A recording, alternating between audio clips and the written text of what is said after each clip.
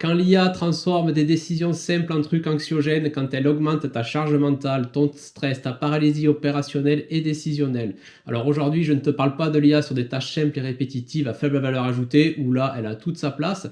Par contre, quand tu vas vouloir commencer à l'utiliser dans ton quotidien d'indépendant ou de dirigeant de TPE pour structurer ton activité, prendre des décisions, réfléchir à des problèmes, te renseigner, c'est là qu'il faut faire très attention et que le piège peut se refermer. Donc aujourd'hui, on va voir que tu peux te noyer dans l'IA en amont ou en aval comme une rivière et on va voir aussi les bouées de sauvetage. Alors on commence par l'amont, donc ça tu es peut-être tombé là-dedans ou tu vas peut-être le voir autour de toi, c'est quand la personne se dit ok, qu'est-ce que je vais prendre comme outil IA, quelle méthode je vais utiliser avec l'IA, quel prompt je vais utiliser, quelle formation je vais suivre. Voilà, on a tout ce truc de ce travail d'exploration, mais le problème c'est que l'exploration, hein, ça ne ramène pas les bifetons comme je dis souvent, et ça ne permet pas non plus d'être focus et de faire ce qui est vraiment important. Tout ça va cacher, encore une fois, hein, je te reparle pas sur cette vidéo, tu peux aller voir celle qui est dédiée, mais on retrouve derrière tout ça beaucoup d'objets brillants, d'effets Diderot et de FOMO. Hein, voilà, hein, l'objet brillant, c'est ce truc, comme je te disais, de la personne qui n'arrive pas à se fixer et qui va sauter d'outils IA, d'outils et de méthodes et de prompts et de machin, voilà, qui va pas arriver à se poser et que dès qu'il y a un truc qui clignote, elle va arrêter ce qu'elle fait, elle va y aller. Après, on a l'effet Diderot, ça aussi je le vois souvent, c'est que les gens commencent avec un truc d'IA, ils vont rajouter plein d'IA autour qui sert à rien, et du coup, ça c'est l'effet Diderot. Un truc que tu as mis en place va amener un autre besoin, un autre besoin, un autre faux besoin, un autre faux besoin, parce qu'au bout d'un moment, c'est plus légitime. Et après, on a le FOMO, la peur de manquer quelque chose, hein, encore une fois, qui est très puissante aujourd'hui, parce que tu le vois, ce discours assez agressif qu'on te dit que bah, si tu fais pas assez d'IA, tu vas mourir, en gros, ta boîte, elle va mourir, hein, c'est un truc qui tourne beaucoup, malheureusement. Une autre forme aussi, on va dire, de stress qui peut s'installer, c'est les gens qui sont un peu plus réticents d'aller vers l'IA et qui vont se dire ah j'y vais pas, j'y vais pas, ou alors ça marche très bien pour eux, mais ils se disent oh là là il faut que j'y aille parce qu'effectivement le marché de la dispersion encore, il t'invite, il te fait croire qu'il faut forcément aller all-in là-dedans, alors que c'est pas le cas. Enfin moi tu le sais sur cette chaîne, encore une fois pour l'IA comme je t'ai dit, c'est dans un contexte bien précis, quand tu as bien cadré ton besoin et que tu as un outil aligné. Tu peux aller voir ma dernière vidéo où je t'en parle. Mais souvent, les gens vont avoir une espèce de culpabilité de se dire ah, j'utilise peut-être pas assez l'IA, j'utilise pas assez l'automatisation. Voilà, je suis un peu déjà dépassé ou je suis pas à la mode. Et du coup, ils vont aller soit à l'IA, vers l'IA de façon contre-productive, ou alors ils vont ne pas y aller, se fermer. Et tout ça, évidemment, dans les deux cas, va créer du stress. Parce qu'on a toujours ce truc de j'y vais pas, je tourne en rond et voilà, c'est compliqué. Donc on passe en aval. Alors là, c'est un autre souci, c'est que cette fois-ci, tu as tes outils, tu as ton LLM, et là, tu te dis, allez, c'est parti, je vais commencer à travailler avec l'IA. Donc là, premier truc qui va être très stressant, c'est le côté que l'IA, elle est bavarde souvent, elle va te sortir trop de data, trop de choses. Elle va aussi te sortir des choses qui sont souvent déconnectées de ton contexte. Elle va amener des trucs hors sol, et ça, ben, du coup, tu passes du temps, tu passes du temps, tu passes du temps, et pas forcément sur du temps qui est profitable. L'autre problème qui va se poser aussi, c'est que voilà, souvent l'IA ben, va avoir trop de scénarios, trop d'options, trop d'analyses, et des décisions qui étaient à la base peut-être simples vont devenir de plus en plus complexes.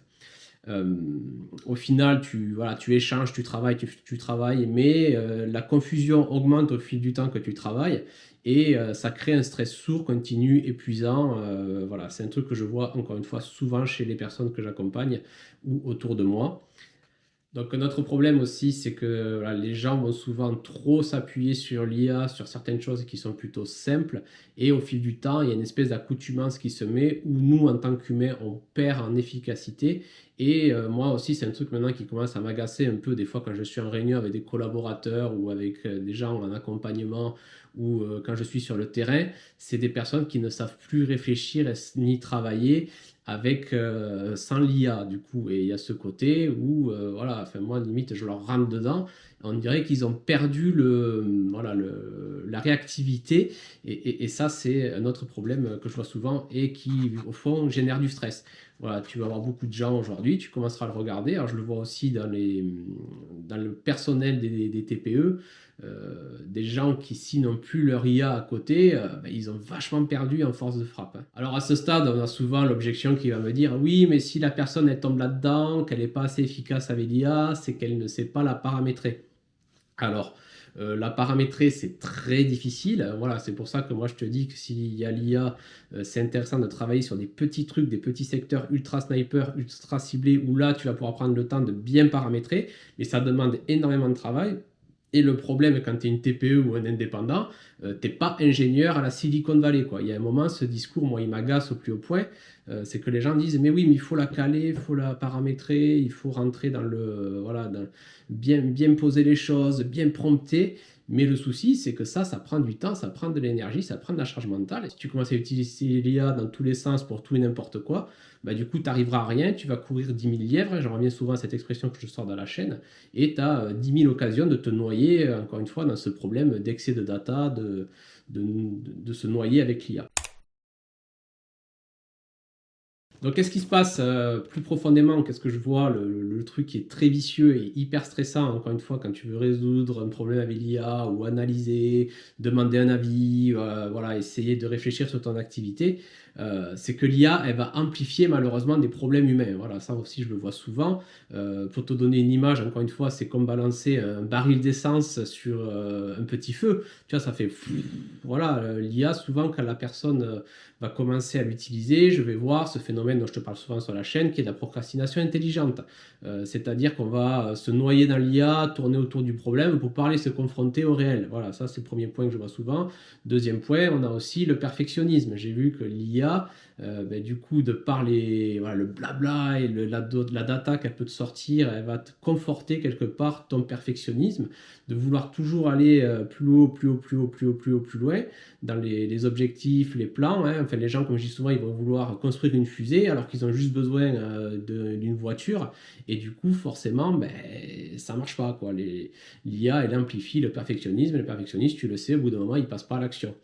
Un autre truc que je vois souvent, c'est qu'elle fait baisser la confiance en soi, parce que toujours pareil, l'IA, elle est très maligne pour te dire, voilà, il faut faire ça à ça, elle te propose d'aller à A à Z, mais bon, elle, son boulot, c'était de balancer le truc. Après, le passage à l'action et l'exécution concrète, elle s'en fout un peu, l'IA. Voilà, elle reste dans son ordinateur, elle est tranquille, elle est au chaud, alors que toi, dans le réel, tu as peut-être que la capacité d'aller de A à B ou de A à C, quoi. Tu restes humain, et ça, c'est un autre truc qui crée énormément de stress, hein, le delta entre ce que va te sortir l'IA et du coup ce qui se passe réellement dans le terrain, quoi. Alors c'est un peu comme certains hommes politiques, hein, pas tous, mais voilà, quand tu vas avoir un delta entre les grandes phrases et les grands objectifs qu'on va te donner, et puis derrière sur le terrain, voilà, la poule a accouché d'un tout petit œuf, quoi.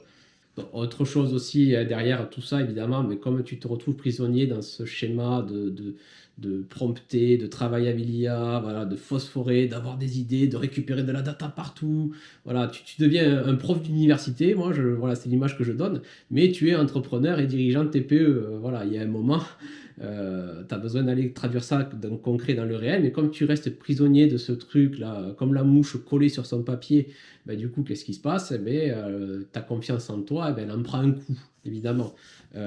Ça, c'est encore une fois, j'en discutais avec une personne en accompagnement la semaine dernière qui me disait qu'elle avait passé des heures et des heures à travailler sur l'IA pour créer une offre, mais au final, l'offre, elle a pas, il a rien fait, quoi. Du coup, voilà, il m'a sorti une offre, voilà, c'est limite un truc pour une grosse boîte.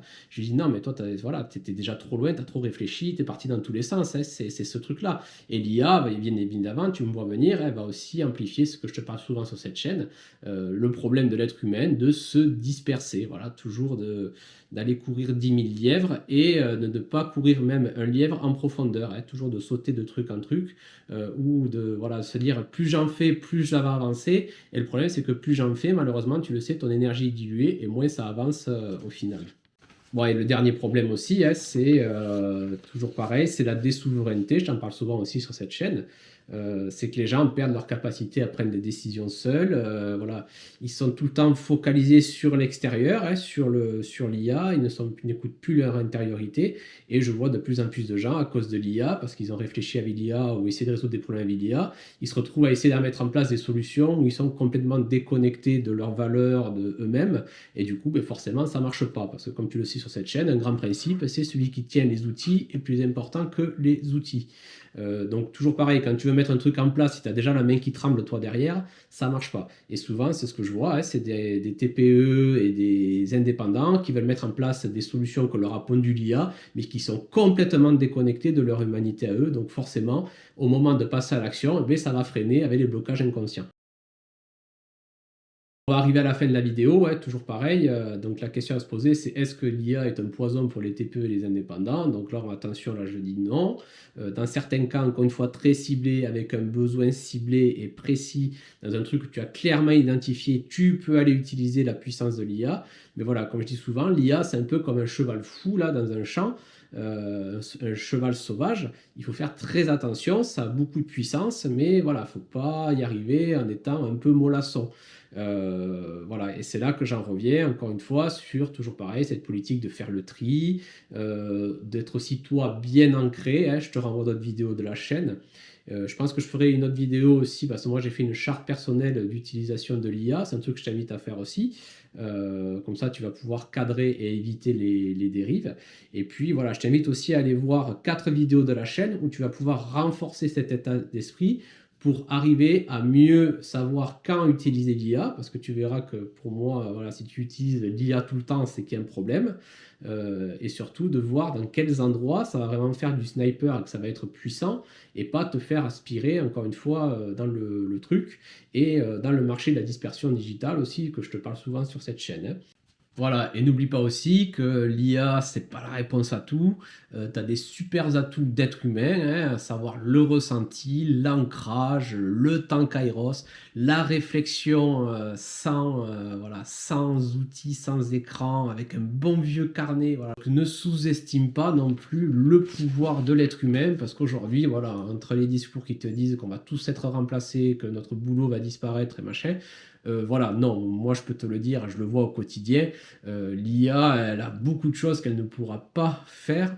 Voilà, le premier truc tout bête, c'est voilà, discuter avec d'humain à humain. Voilà, tu peux pas imaginer le nombre de problèmes que tu peux résoudre en allant discuter. Je te donne un exemple que je vois souvent, hein, c'est les gens qui respectent, c'est souvent les TPE et les indépendants qui réfléchissent à leur stratégie commerciale avec l'IA, en demandant à l'IA de se faire passer pour le client, alors qu'il suffit tout simplement de prendre le téléphone ou d'aller boire un café avec les personnes avec qui vous bossez, voilà, pour en apprendre 100 000 fois plus. Donc voilà, c'était une petite vidéo rapide, mais au fil de la vidéo, je me suis rendu compte que ça va demander peut-être d'autres vidéos, mais voilà, je voulais te partager ça aujourd'hui, et je te dis à bientôt pour une autre vidéo.